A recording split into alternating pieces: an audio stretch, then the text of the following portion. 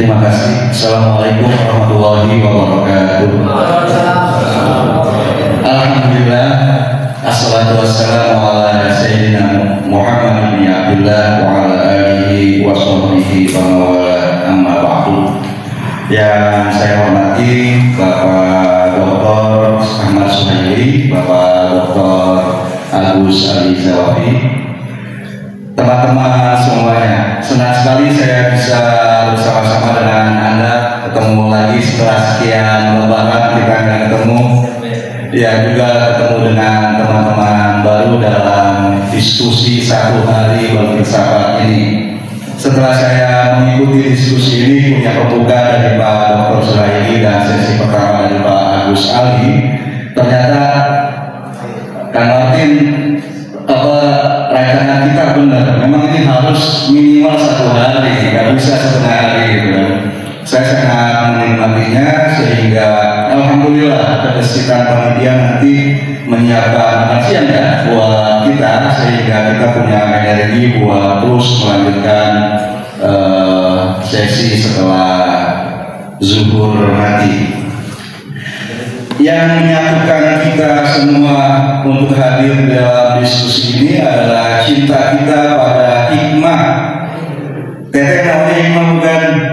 Ya, Teteh juga cinta sama hikmah, gitu ya, yaitu kebijaksanaan.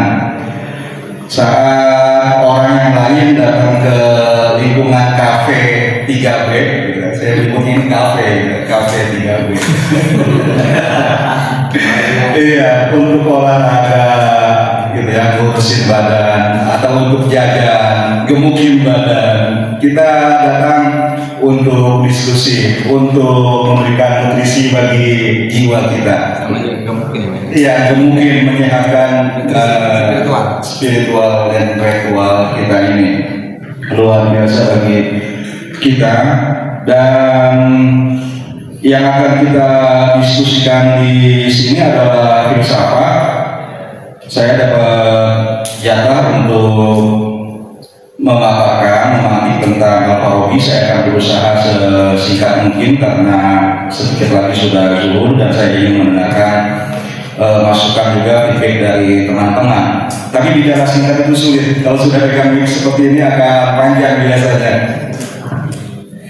Ya, hikmah atau filsafat tadi sudah disinggung, itu sepi peminatnya gitu ya, karena banyak stigma, banyak catatan atau anggapan negatif terhadap filsafat. Pak Dr. Ali Zawafi tadi menyebutkan misalnya dari sisi keagamaan, beliau sudah membantah bahwa para filsuf itu bukan orang yang soleh. Mereka soleh. Ibnu Sina juga bersedekah pada saat akhirnya dia paham buku Aristoteles yang sudah dia hafal karena sudah 40 kali dia baca berulang-ulang, yaitu metafisika. Kemudian dia berjalan-jalan di pasar, ada penjual buku yang jual buku dengan harga murah seperti SFA ini, bukan tanpa untung katanya. Ibnu Sina nggak naksir sama buku itu, tapi karena penjualnya bebu, butuh uang, akhirnya dia beli karena kasihan. Setelah dibaca, oh ternyata ini buku yang bukan ada covernya itu adalah syarah dari Al-Farabi untuk buku metafisikanya Ibnu Aristoteles. Karena teks asalnya dia sudah hafal, maka terbukalah pemahamannya. Sangat bersyukur dia akhirnya dia sedekah.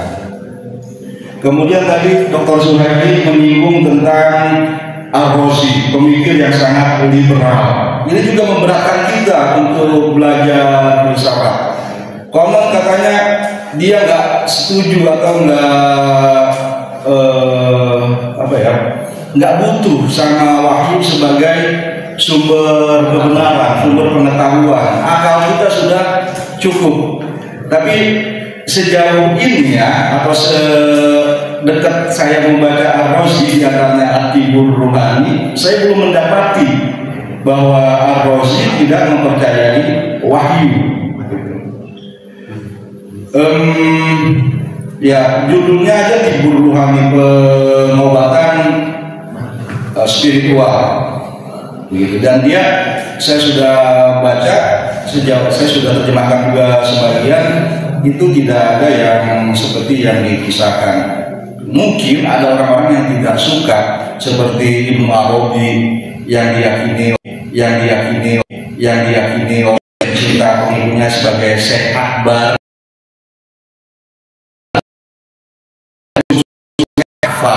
guru yang paling kafir. Al-Razi juga seperti itu, dia dicitrakan yang negatif. Padahal sebagai dokter dia itu mengerjakan pengobatan melewati batas-batas kedokteran. Ada kisah pasiennya itu dia udah obatin, dalam perkiraannya udah sembuh, diare masih berbaring aja dia di bangsal rumah sakit. Kan jadi heran, berubahlah dia jadi psikolog atau jadi konselor. Ditanya apa sih sebabnya masih lesu, ternyata dia adalah pedagang dari luar kota, kemudian tertipu, uangnya habis, nggak punya uang buat makan, akhirnya dia makan dari tong sampah, keracunan lah pencernaannya. Kalau dia sembuh dia bingung, keluar dari rumah sakit dia pergi kemana? Udah bukan dokter lagi, dia konselor, psikolog. Ini problemnya ada di jiwa. Lantas setelah itu, oh masalahnya seperti ini, dia gercep, satset, gitu. Kalau kamu sekarang bangkrut, nih saya kasih modal, nggak pinjaman ringan, nggak perlu cepet-cepet ngembaliin. Setahun lagi kamu berdagang, silakan temui saya lagi, balikin punya.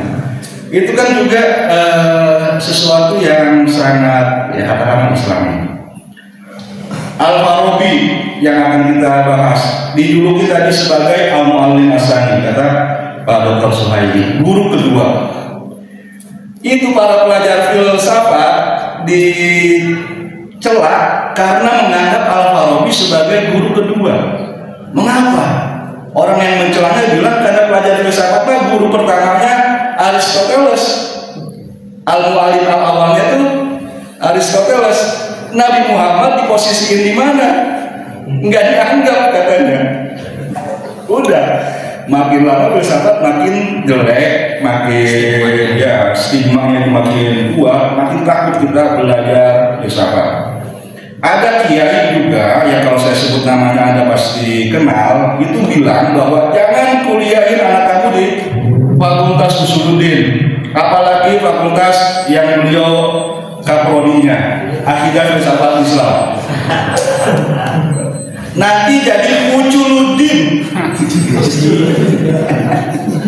Ucul itu lepas agamanya, gitu kan? Karena yang ngajar di situ adalah para dosen yang belajar ke orientalis seperti beliau ini, gitu.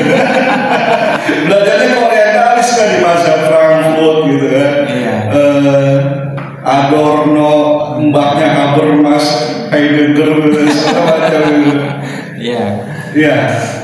Nah, saya yang di seminar jarang bicara kepada Pak Kiai itu ngacung saya. Pak Kiai, saya dosen di jurusan yang Pak Kiai bilang jangan kuliahin anak-anak kita di sana, santri-santri kita di sana. Sebelum Pak Kiai ngomong seperti itu, jurusan saya ini udah disebut jurusan langka peminat. Peminatnya laku. Kalau jurusan-jurusan yang lain itu satu angkatan 3 kelas, 5 kelas itu gampang. Akidah filsafat satu kelas aja nggak penuh. Targetnya 30, nyari 15 susah. Pada zaman itu ya. Kalau zaman sekarang ya sudah bagus gitu kan, peminat filsafat di UIN udah bagus. Sampai dulu dikasih beasiswa. Iya, ada beasiswanya dulu. Stimulusnya ada stimulus. Iya, beasiswa prodi langkah peminat. Yang mau punya Stimulus Pak. dikasih gratis itu stimulus, dikasih SPP gratis, ditempatkan di asrama gitu. Nah, saya bilang kepada Pak Kiai tersebut, kalau santri kita, kalau anak kita sampai terpikat kepada dosen-dosen mereka yang orientalis, itu bukan salah orientalisnya, bukan salah santri dan anak kita. Yang bisa kuliah ke luar negeri atau di Indonesia sampai S2, S3 seperti beliau kenal dengan orientalis, itu anak-anak pinter dan anak-anak yang sungguh-sungguh cinta ilmu. Kalau mereka mendapati bahwa orientalis itu yang lebih cinta ilmu daripada orang tuanya, daripada kiainya di pesantren, yang mobilnya lebih bagus daripada perpustakaannya. Iya, jangan salahin mereka kalau lantas lebih terpikatnya kepada para orientalis itu. Nah, itu kan lama ya, baru pembukaan. Ya, baik, tentang Al-Farabi seperti disampaikan oleh Pak Agus tadi, bahwa siasat yang beliau maksud bukan dalam pengertian sempit seperti yang kita pahami. Kata siasat biasa diterjemahin menjadi politik. Politik sekarang adalah misalnya aktivitas manusia memperoleh, mempertahankan, mendistribusi kekuasaan. Siasat di sini lebih pada makna literalnya, yaitu pengelolaan hidup, pengelolaan diri. Kemudian kata siasat di dalam karya Al-Farabi itu ada dua, yang diterjemahkan oleh Bang Muhammad, Direktur Sekolah Filsafat Averus, itu Risalah As-Siyasah. Kata risalah itu sekarang kita biasa terjemahkan buku juga, tapi ya sebenarnya dia artikel, karena memang dari segi volume tidak terlalu tebal. Ini dua karya ilmuwan ya. Itu hanya jadi buku setebal ini karena masing-masing Al-Farabi dan Ibnu Sina menulis As-Siyasah tidak terlalu tebal. Itu punya buku lain yang judulnya As-Siyasah juga, sehingga kalau kita nyari di internet dan tidak cermat bisa salah, loh kok beda dengan yang diterjemahkan di Sekolah Filsafat Averus, karena yang satu laginya itu judulnya Risalah Fis-Siyasah Al-Madaniyah. Nah, itu tentang metafisika, kalau yang ini tentang etika. Pembahasan Al-Farabi, Ibnu Sina, kemudian nanti Ar-Razi dan Al-Kindi yang akan kita diskusikan di sini, itu semuanya termasuk dalam bidang filsafat praktis. Itu membuang stigma filsafat itu susah dipelajari. Karena filsafat yang susah dipelajari itu yang teoritis ya. Kalau dulu mulai dari fisika, matematika dan metafisika itu susah. Kita belajar fisika aja susah, apalagi matematika, apalagi metafisika. Nah, bagian praktisnya itu mudah, seperti yang bisa kita baca di sini. Jadi kalau kita sebagai misalnya katakanlah pemula dalam mempelajari filsafat, kemudian mendapati yang kajian teoritisnya itu susah, maka kita beralih saja kepada yang bagian praktisnya. Sebenarnya sekarang yang bagian praktis ini sudah tidak disebut atau dianggap bukan lagi bagian filsafat. Sama seperti fisika dan matematika juga tidak dianggap sebagai filsafat. Yang filsafat hanyalah metafisika saja. Tapi saya tidak setuju dengan anggapan itu. Sebab yang bagian praktis ini pun masih ada filsafatnya. Misalnya dalam berpolitik ada orang yang kampanye, ada orang yang menduduki jabatan tertentu, bupati, wali kota, gubernur, presiden. Kemudian ada orang yang mempelajari aktivitas mereka. Ada pelakunya dan ada ilmuwan politiknya. Lantas di belakang mereka ada filsuf politik yang bicara tentang filsafat politik. Kalau kampanye itu kan hanya ada pada sistem demokratis. Kalau sistemnya monarki nggak perlu ada kampanye. Begitu saya jadi anaknya Prabowo, ya otomatis gitu kan, Prabowo mangkat, saya yang melanjutkan, tidak perlu gitu. Nah, itu ilmu politik membahas itu. Tapi di filsafat politik dibahas jadi apa hakikat kekuasaan misalnya. Ada contoh lain, misalnya aktivitas kita beragama, ada yang sholat Jumat kemarin ke masjid, ada yang minggu sekarang ke gereja. Lantas ada yang membahas aktivitas itu, jadilah dia ahli ilmu agama. Kemudian ada filsafat agama yang membahas misalnya pengabdian atau penyembahan manusia pada Tuhan itu seperti apa. Nah, itu masih seru. Semuanya dalam segala aspek kehidupan kita, ada aktivitas kita merawat lingkungan, ada ilmu tentang lingkungan, ada filsafat lingkungan dan sebagainya. Nah, Al-Farabi di dalam Risalatus Siyasahnya ini mengajari kita untuk mengenal diri kita sebagai manusia.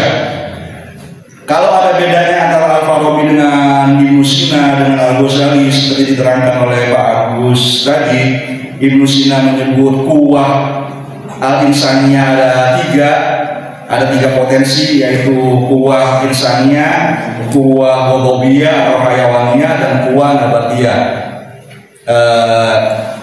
Potensi tumbuh-tumbuhan. Dari kecil dia bisa tumbuh menjadi besar, kemudian bisa bereproduksi. Tapi itu nggak disebut oleh Al-Farabi di sini. Al-Farabi hanya menyebut dua saja, hayawaniyah dan akliyah, rasional dan kebinatangan. Kebinatangan ini yang mendorong manusia tadi diantaranya untuk marah, untuk memiliki. Itu apa penyebabnya? Karena mungkin beliau meringkas pembahasan hanya pada lingkaran binatang. Karena tumbuhan walaupun dia makhluk hidup, tapi kan dia nggak bisa bergerak sendiri. Jadi dia nggak ada konsep memiliki lokasi, orang dia di situ doang. Sementara binatang, anak ayam aja bisa berkonflik, berkelahi, karena dia ada di satu tempat. Kalau ada anak ayam yang lain yang datang kan, itu yang menempati posisinya. Kalau dia nggak menyerahkan, dia nggak pergi, nggak bisa satu tempat diisi oleh dua benda, maka ada konflik di situ. Nah, dengan mengenali jiwa manusia seperti tadi sudah diungkapkan, bahwa kuwah akliyah kita itu harus dominan, atau kalau Al-Farabi mengatakan bahwa virusnya juga sebenarnya baik kuwah insaniyah atau akliyah, potensi rasional maupun potensi kebinatangannya, itu mengarahkan kita kepada hal-hal yang positif dan negatif sekaligus. Kalau positif, maka kita harus mempertahankannya. Kalau kita gagal mempertahankannya, maka kita harus berpura-pura terus mengerjakan upaya seperti orang yang bisa mempertahankannya. Gimana kondisi kita sekarang? Kalau kita merasa sudah cukup terang, cemerlang, gemilang, hebat, gitu ya, ya pertahankan. Udah dan lama juga. Ya. Kemudian kalau misalnya keadaan kita sedang terpuruk, sedang suram, itu juga ada aspek positifnya. Bagaimana kita menyikapi itu, berusaha meninggalkannya dan sebagainya.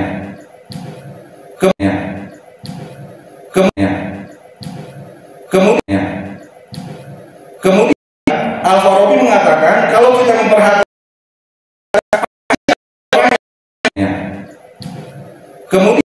Al-Farabi mengatakan kalau kita memperhatikan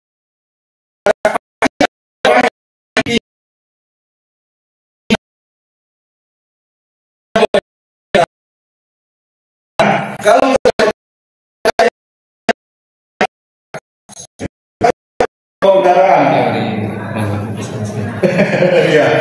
140, ada yang 160 gitu kan.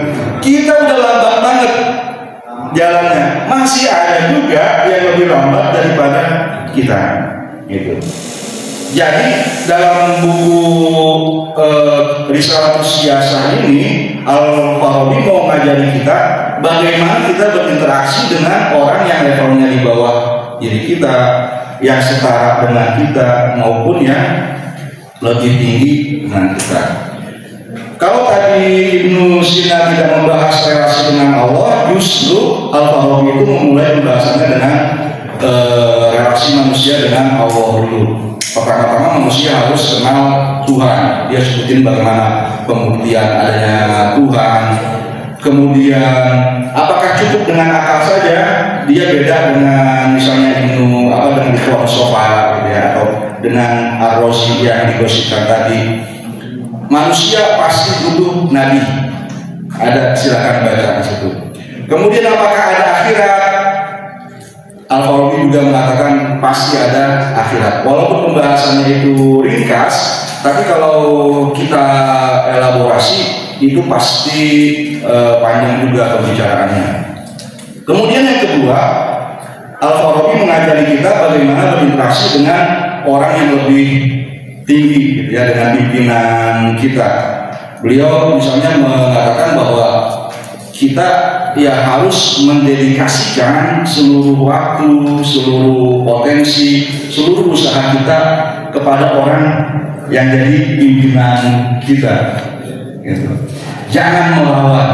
Kalau ada sesuatu yang nggak kamu setujui dan kamu ingin ngajari bosmu, cari cara bagaimana supaya nggak frontal, memberikan nasihat kepadanya dengan penuh diplomasi. Sebab pimpinan, raja, presiden, kiai di pesantren, Pak Kamat itu seperti air bah yang turun dari gunung. Kalau kamu mau lihat itu arahnya dia salah, bisa membahayakan orang yang ada di lembah, mau mengalihkan alurnya, dan kamu berdiri di depannya, kamu yang pertama-tama bakal diribas oleh air bah itu. Harus cari cara bagaimana supaya dia bisa alih jalur tanpa membahayakan dirimu. Kemudian juga ada nasihatnya misalnya kepada teman saat kita berinteraksi dengan yang setara. Misalnya kita harus mampu menjaga rahasia. Yang ini sangat penting sekali, menjaga rahasia, baik rahasia pemimpin, rahasia teman selevel juga. Kemudian pada pasal 4 Al-Farabi mengajarkan kita bagaimana kita berinteraksi dengan para bawahan kita. Dia jelaskan dulu bagaimana jenis-jenis yang disebut sebagai bawahan kita. Ada orang yang datang ke kita karena dia butuh dan kita harus melayaninya. Kebutuhan orang kepada kita itu adalah nikmat Allah. Nggak ngeribetin, nggak repotin. Kalau kita syukuri nikmat Allah itu, maka akan bertambah. Yang butuh kepada kita semakin banyak. Tapi kalau kita kufuri nikmat Allah itu, ada yang butuh kita tolak, ya sudah, maka akan habis nikmat itu. Besok-besok nggak akan ada lagi orang yang datang minta tolong kepada kita. Semakin kita membuka pintu, membuka dada untuk membantu orang lain, maka nikmat Allah itu akan semakin banyak. Terakhir, yang menarik di buku ini, di bagian akhir nanti bisa dibaca di PDF-nya itu ada nasihat-nasihat Al-Farabi mengutip dari para filsuf, mulai dari Plato kalau nggak salah yang pertama dia ketik, yang berupa quotes, berupa kata-kata mutiara gitu. Belajar quotes ini adalah belajar filsafat seperti yang diajarkan oleh Aristoteles kepada umum. Aristoteles punya dua jenis kelas. Pertama kelas khusus untuk murid-muridnya, itu yang peripatetis. Kemudian yang kedua kelas umum untuk masyarakat umum, yaitu dia hanya berikan buah-buah pemikiran saja. Misalnya Plato berkata, hal yang tidak seharusnya engkau lakukan jangan engkau inginkan. Kita nggak boleh tadi misalnya memperbanyak disrupsi Optimisme itu apa Pak? Pengalih perhatian kita dari yang penting belajar. Itu kan tidak seharusnya kita lakukan. Masih belajar jangan pacaran. Ya, kalau setuju misalnya sebagai contoh, maka jangan menginginkan pacaran. Jika seseorang layak menerima kebaikan dirimu, jangan menunggu ia memintanya, agar ia lebih menikmatinya dan lebih berbahagia karenanya. Pak Agus Alizawafi butuh kopi karena dua narasumber yang lain sudah dapat kopi. Panitia harus ngasih langsung sebelum Pak Agus Alizawafi minta, supaya beliau lebih menikmatinya. Begitu juga para peserta, gitu kan. Tapi ini nanti saya harapkan para hadirin sekarang yang sekarang jadi peserta, besok bulan depan itu jadi panitia juga, gitu ya. Jadi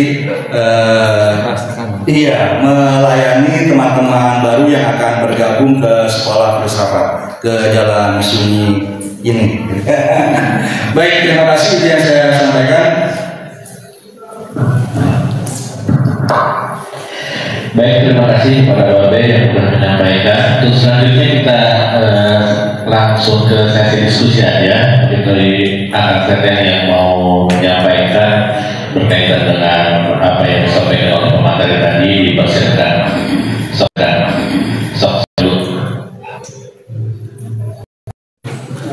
Oh iya. Kedengeran Mbak ya? Rijal. Ya. Bismillahirrahmanirrahim. Assalamualaikum warahmatullahi wabarakatuh. Sebelumnya yang saya hormati Bapak Dr. Agus Alizawafi selaku Kajur Akidah Filsafat Islam. Sempat saya juga dulu di Akidah Filsafat Islam ya. Tepatnya pada masa kepemimpinan Pak Dr. Safiin, transisi kemudian ke Pak Dr. Ali. Kemudian yang saya hormati Pak Dr. Fadil yang biasa belum semoga cepat gitu. Semoga dia ada gelar doktor. Amin. Ya, yang biasa disapa Babe atau dipanggil Babe ya oleh teman-teman SFK gitu. Kemudian yang saya hormati juga Pak Dr. Suhili ya. Iya. Saya baru lihat sama.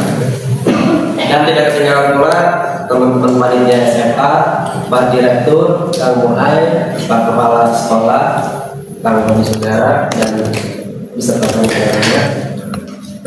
Ya, sebelumnya saya tadi mendengar pemaparan dari Pak Dr. Suhili ya terkait ada nelayan dari Italia yang sedang pergi berlayar, kemudian ketika sedang berlayar tidak boleh bercermin. Kalau ketika nelayan itu bercermin, maka akan siap atau apes. Nah, keyakinan seperti itu masih sering terjadi tuh Pak di lingkungan masyarakat setempat gitu. Itu biasanya disebutnya apa ya?